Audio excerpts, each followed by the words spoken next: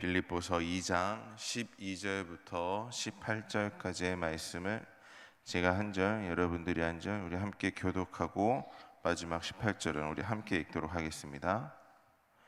그러므로 나의 사랑하는 자들아, 너희가 나 있을 때뿐 아니라 더욱 지금 나 없을 때에도 항상 복종하여 두렵고 떨림으로 너희 구원을 이루라.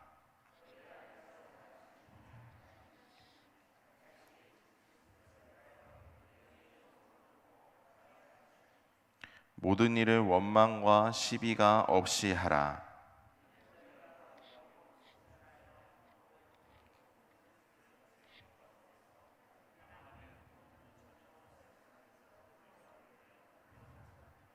생명의 말씀을 밝혀 나의 다름질이 헛되지 아니하고 수고도 헛되지 아니하므로 그리스도의 날에 내가 자랑할 것이 있게 하려 함이라.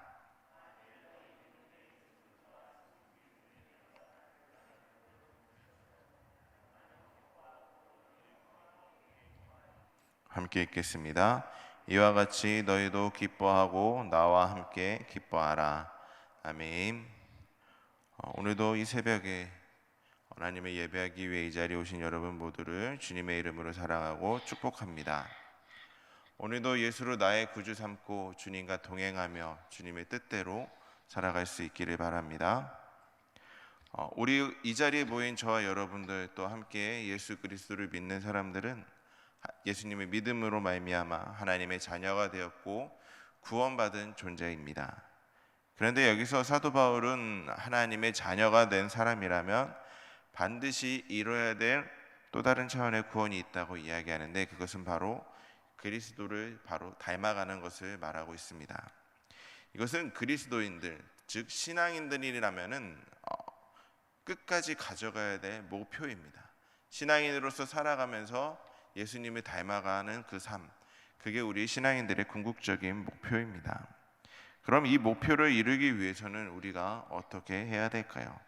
먼저 첫 번째로 두렵고 떨리는 마음으로 행할 수 있어야 됩니다. 우리 모두는 원죄를 가진, 죄성을 가진 죄인입니다. 그렇기 때문에 죄인으로서 자신의 연약함을 인식하며 살아가고 있죠. 그런 이유로 거룩하신 하나님을 두려워하는 것은 우리 죄인으로서 당연한 태도입니다. 그런데 이 두려움이라는 것은 무서움과는 또 다른 차원의 두려움입니다. 하나님이 만일 엄격하신 그 잣대로 언제든지 형벌을 내리려고 우리 연약함을 계속해서 지켜보시고 살피신다면은 우리는 하나님을 무서워할 수밖에 없는 것이에요. 하나님의 기준으로 우리를 평가하고 우리를 보신다면은 우리는 무서워서 도망갈 수밖에 없습니다. 그런데 하나님께서는 우리를 너무나도 사랑하시는 아버지시죠. 그렇기 때문에 그 아들 예수 그리스도를 통해 우리를 구원해 주셨고요. 두려움은요, 아버지의 감당하기 그 힘든 사랑의 크기와 거룩하심을 깨달았을 때 우리 안에서 일어나는 그 거룩한 감정이자 태도임을 기억하시기를 바랍니다. 이런 하나님께 대한 경외감으로 하나님의 말씀에 순종하며 성도로서 그 책임을 감당하는 것이 구원받은 자들이라면 누구나 취해야 되는 마땅한 태도입니다. 하나님께서는 그리고 구원받은 자들에게 말씀에 순종해야 되는 그 의무를 지우셨어요. 다른 것을 많이 줄 수도 있지만 한 가지 의무를 준 게 하나님의 말씀에 순종하는 것입니다. 그 의무라는 것은 예수님께서 보여주신 그 모범을 따르는 것입니다. 이것이 선택사항일까요? 선택사항은 아니고 필수이기 때문에 의무라는 단어가 들어갑니다. 그렇기 때문에 사도 바울은 이 구원을 이루라는 그 명령을 한 것이죠. 우리가 그리스도를 닮은 순종의 삶을 살려 할 때 하나님께서는 엄청난 능력으로, 넘치는 능력으로 우리를 도우시고 우리와 함께 하신다는 사실을 잊지 마시기를 바랍니다.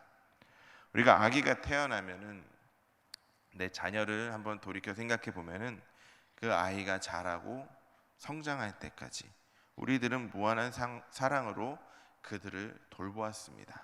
하나님도 마찬가지입니다. 지금 우리가 순종하는 삶이 장차 우리의 구원과 깊은 연관이 있다라는 그 사실을 기억하고 두려운 마음으로 예수 그리스도를 닮아가는 삶을 살아가는 저와 여러분들이 될 수 있기를 바랍니다. 두 번째로는 원망과 시비의 마음을 버리시기를 바랍니다. 하나님의 자녀된 그 사람들이 피해야 될 것이 있다면 그것은 바로 원망과 시비의 마음입니다. 그럼 언제 우리에게 이 원망하는 마음과 시비 거는 이 마음이 올라올까요? 그건 바로 내가 인정받지 못하고 혹은 이기적인 그 욕심이 채워지지 않을 때입니다. 내 욕심이 채워지지 않고 내가 누군가에게 인정받지 못할 때 원망과 시비가 올라오게 됩니다. 우리가 이러한 원망과 불평에서 벗어나야 될 이유가 있습니다. 그것은 하나님을 거역하는 세상에서 흠과 점도 없이 거룩함으로 빛을 발하는 삶을 살아야 되기 때문이라고 바울은 가르쳐주고 있습니다. 우리가 살아가고 있는 이 세상을 한번 돌이켜보면은 온갖 원망과 불평으로 가득 차 있죠. 내가 했던 그 책임들은 피하려고 하고 누군가를 탓하려고 하는 모습은 더 막연하게 나타나고 있습니다. 막연하지도 않죠. 지금 잠깐 이 뉴스만 봐도 그 모습들은 너무나도 많이 나오고 있습니다. 어떤 사람은 태어난 환경과 부모님들을 원망하기도 하고 어떤 사람들은 자신의 어린 시절 자신에게 아픔을 주었던 친구나 이웃을 원망하기도 합니다. 수많은 원망과 시비가 이 땅 가운데 있는데 결국 원망과 불평의 결과는 어떻습니까? 서로에 대한 불신과 다툼, 심지어는 살인까지 일어나는 경우도 나타나고 있습니다. 하나님께서는 이런 세상에, 원망으로 가득한 이 세상에 우리 그리스도인들을 빛과 소금으로 부르셨습니다. 만약 그런 그리스도인들의 입에서도 그들과 똑같은 원망과 불평이 나온다면 우리를 통한 하나님의 그 거룩하심은 나타낼 수 없다라는 사실을 잊지 마시기를 바랍니다. 과거 이스라엘 백성이 하나님께서 주신 약속을 믿지 못해서 원망하고 불평했을 때 그 약속의 땅에 이르지 못한 것을 우리는 기억해야 됩니다. 그렇다면 이 원망과 불평의 반대말이 무엇일까요? 바로 기쁨입니다. 어떤 상황에서든지 하나님의 영광을 기대하며 기쁨으로 그 상황을 견딜 때 마침내 하나님의 나라가 임할 것이며 우리의 구원이 더욱 분명한 열매로 나타나게 될 것입니다. 사랑하는 성도 여러분, 하나님께서는 당신의 자녀들에게 두렵고 떨림으로 구원을 이뤄가라고 말씀하셨습니다. 우리가 은혜로 구원받았기 때문에 어떻게 살아도 하나님께서 다 용서해 줄 것이라는 왜곡된 확신에서는 벗어나야 됩니다. 은혜로 자녀 삼아주신 하나님의 사랑에 대한 경외함으로 순종의 삶을 살아가야 합니다. 또한 고난의 상황을 기쁘게 감당하고 원망과 불평하는 이 세상 속에서 그리스도의 살아계심을 드러낼 수 있는 저와 여러분들이 될 수 있기를 바랍니다. 저희들의 모습을 통하여서 예수 그리스도가 하나님께서 드러날 수 있기를 바라고 세상에서 빛과 소금이 될 수 있는 저와 우리 사랑교회 모든 성도님들이 되기를 주님의 이름으로 간절히 소망합니다. 기도하겠습니다. 사랑과 은혜가 충만하신 하나님, 이 세상은 불평과 원망, 시비가 가득 차 있습니다. 이기적인 마음 때문에 자신의 욕심이 가득하기 때문에 남을 탓하고 비방하고 아프게 할 때가 많이 있습니다.